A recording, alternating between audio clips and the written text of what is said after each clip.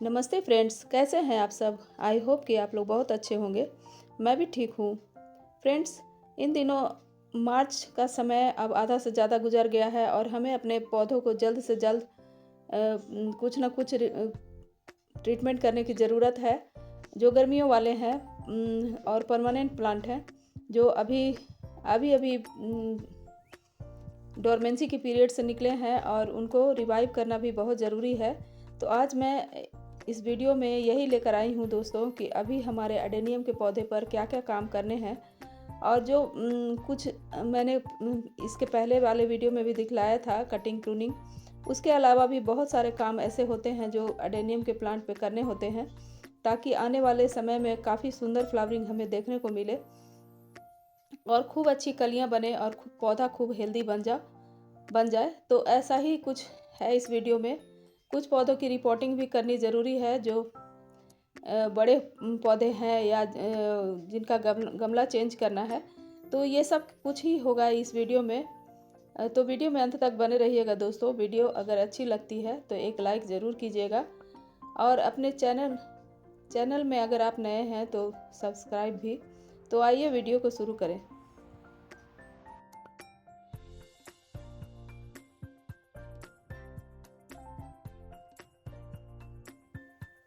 Hello friends, welcome back to my channel. Friends, ये सब कुछ फ्लावर्स मेरे पिछले सीजन के हैं और देखिए कितने ही खूबसूरत हैं और पौधा भी काफ़ी मजबूत है। तो आज मैं इस एडेनियम के प्लांट की ही बात करूंगी कि क्या क्या हमें इन दिनों करने चाहिए मार्च अप्रैल में, ताकि हमें काफ़ी सुंदर फ्लावरिंग देखने को मिले।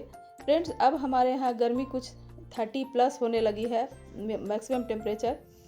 तो अब जो एडेनियम का समय है काफ़ी अच्छा है ग्रोथ होने के लिए। तो ग्रोथ होने के लिए कुछ हमें करना पड़ेगा। ऐसे एज इट इज़ छोड़ देने से उतनी अच्छी ग्रोथ नहीं मिलेगी। ग्रोथ तो मिल ही जाएगी लेकिन उतनी अच्छी नहीं।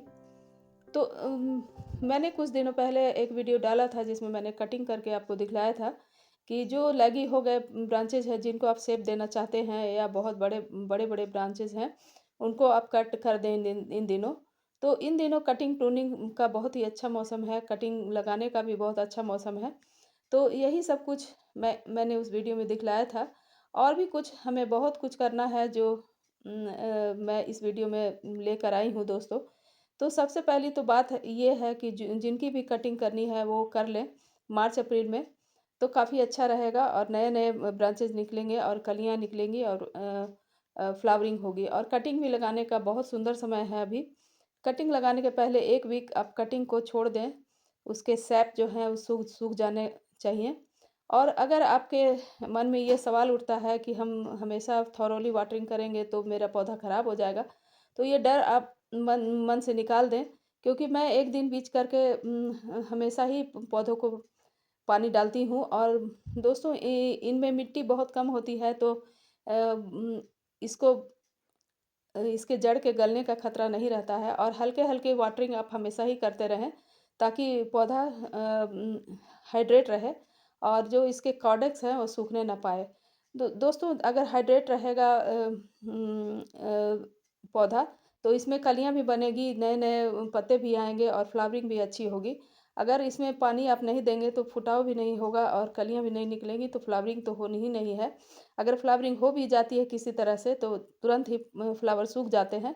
इसलिए पानी हमेशा ही इनको अब चाहिए, 1 दिन बीच करके हल्के-हल्के पानी हमेशा डालते रहें।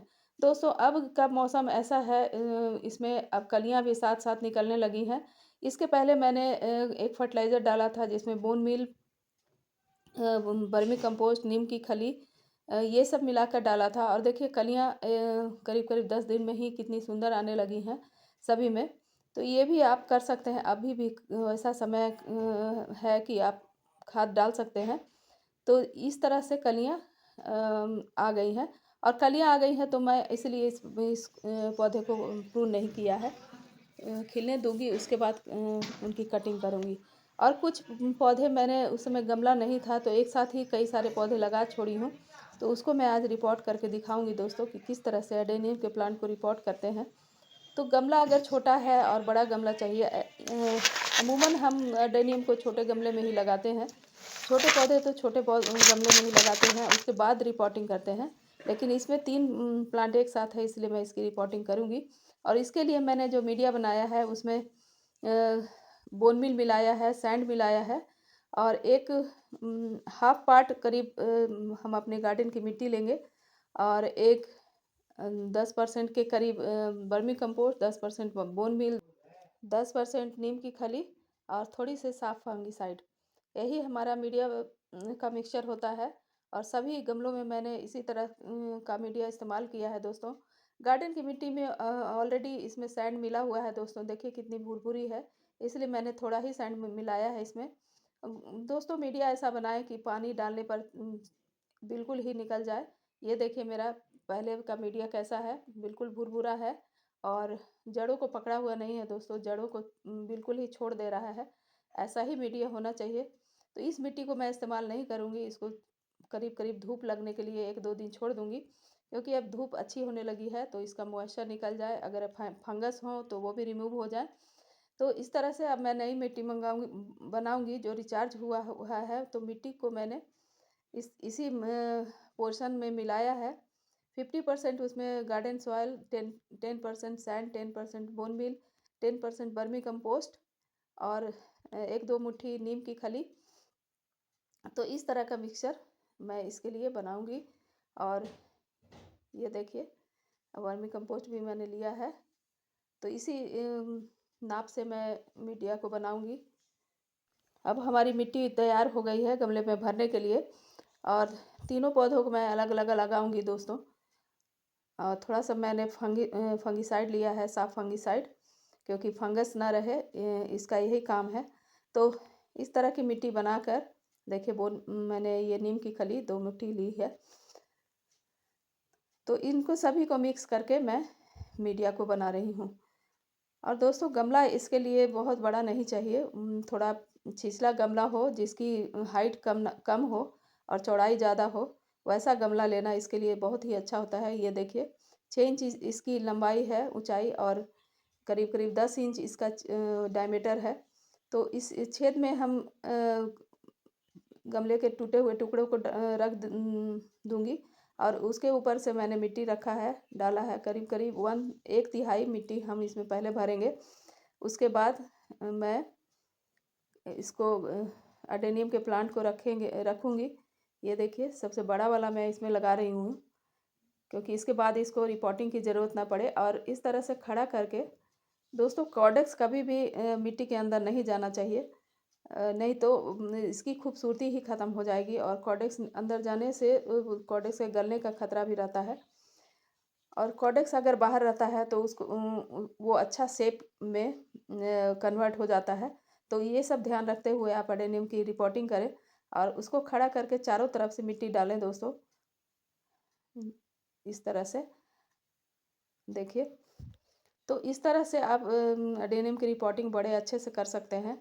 और जो छोटे छोटे वाले एडेनियम है उसको मैं 4 इंच का 5 इंच का ही गमला दूंगी, क्योंकि उससे ज़्यादा की ज़रूरत उनको नहीं है। और एक को तो मैंने एक एडेनियम के साथ रिपोर्ट कर दिया है, क्योंकि उसके साथ वाला एडेनियम जो है ख़राब हो गया था, तो उसके इसलिए। और ये देखिए मैं वाटरिंग कर दे रही हूँ। तो इस तरह से आप एडेनियम को भी अपने एडेनियम को रिपोर्ट कर सकते हैं।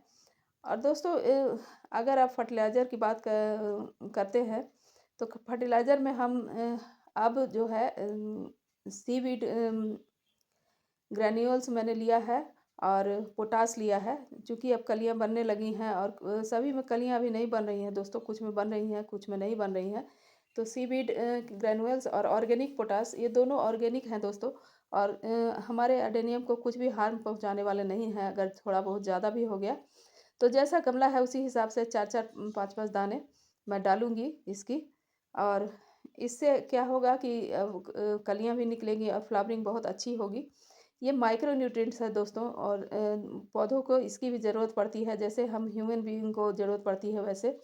तो इस तरह से हम सभी को ये खाद दे डालेंगे। ये देखिए 2 प्लांट है इसमें लगा हुआ, तो दोनों तरफ 4-4 5-5 दाने मैं डाली हूँ। और उसी तरह से पोटास भी इससे ज़्यादा की ज़रूरत नहीं है दोस्तों। एडेनियम को बहुत कम फर्टिलाइज़र की ज़रूरत पड़ती है और एक बार आप इसे सीजन में दे देंगे तो कुछ दिनों तक आप आराम से बैठे रह सकते हैं, क्योंकि इनमें ज़्यादा फर्टिलाइज़र की ज़रूरत नहीं पड़ती है। और कुछ दिनों पहले ही मैंने इसमें बोन मील वगैरह डाला था। तो इस तरह से आप अपने एडेनियम की केयर कर सकते हैं दोस्तों। तो उम्मीद है कि मेरी ये वीडियो और ये केयर टिप्स आपको अच्छा लगा होगा। अगर अच्छा लगे तो लाइक शेयर सब्सक्राइब तो बनता ही है, और अपने दोस्तों के साथ शेयर भी, और कमेंट में लिखना ना भूलें कि मेरी वीडियो आपको कैसी लगी। तो मिलती हूँ एक नए वीडियो में एक नए टॉपिक के साथ। तब तक के लिए happy gardening. Okay, bye bye my friends.